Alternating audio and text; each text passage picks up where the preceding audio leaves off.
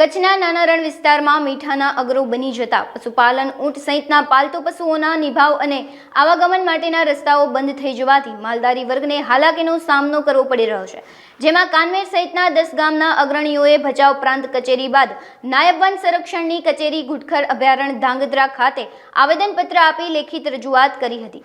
રાપર તાલુકાના ભીમદેવકા ગામ પાસે ઘુડખર અભયારણ્યના રણકાંઠે અનશન આંદોલન શરૂ કરાયું હતું। પૂર્વ કચ્છ પોલીસ દ્વારા બંદોબસ્ત ગોઠવાયો હતો।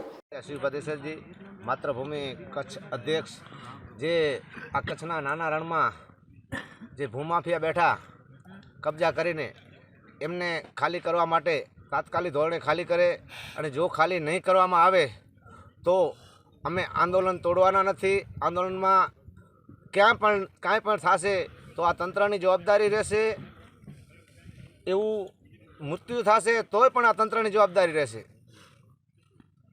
જે અમુક લોકો કહે છે કે આમાં ખંડણીવાળા પણ છે, જે હું માતૃભૂમિમાં જોડાલ તરીકે ઈમાનદારીથી કહું છું, પણ એક પણ આમાં ખંડણીવાળો કોઈ આવ્યો લેણ દેણમાં તો એના ઉપર ગુનો દાખલ કરવામાં આવશે।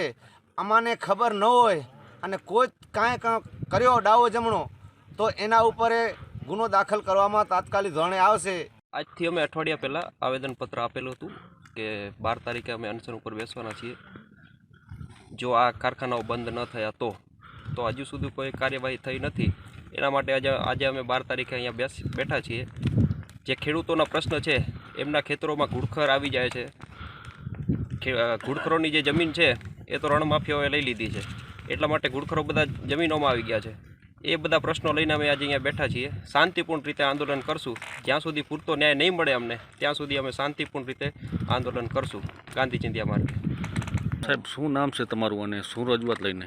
વિભાભાઈ રબારી, કચ્છ જિલ્લા માલધારી વિકાસ સંગઠનથી જે રાપર તાલુકાના કાંઠા વિસ્તારની અંદર પાવરપટ્ટીના તમામ ગામોના જે અનશન ઉપર આગેવાનો બેઠા છે તેનું માલધારી વિકાસ સંગઠન કચ્છ તરફથી હું સમર્થન કરું છું। અને વાત છે કે મોટા પ્રમાણમાં ચેરના નાના ભૂમાફીઓ દ્વારા જે ચેરનું નિકંદન કાઢી અને નાના આગળીઓની જમીન જ્યારે હડપ કરવાની જે કોશિશ કરી તેમાં જાહેર સમર્થન અમે આપીએ છીએ।